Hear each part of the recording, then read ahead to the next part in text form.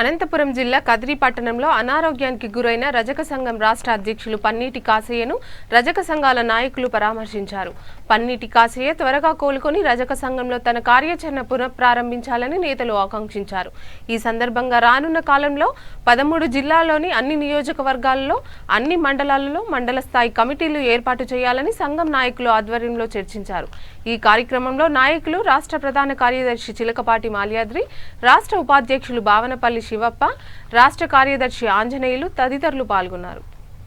ఆంధ్రప్రదేశ్ రాష్ట్ర రజక సంఘం రాష్ట్ర అధ్యక్షులు పన్నీటి కాసయ్య గారిని మర్యాదపూర్వకంగా ఈరోజు ప్రొద్దుటూరు వారి నివాసంలో కలవడం జరుగుతోంది.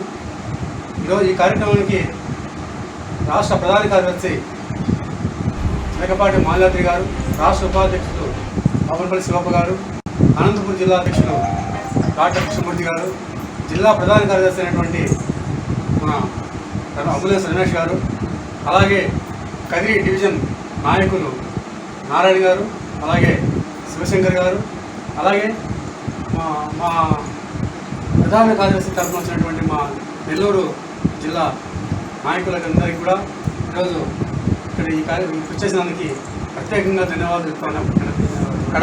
కడప, నెల్లూరు, అనంతపురం జిల్లా నుంచి వచ్చేసినటువంటి మా మిత్ర బృందానికి అందరికీ కూడా ప్రత్యేకంగా కృతజ్ఞతలు తెలియజేస్తున్నాము. మా అన్నగారికి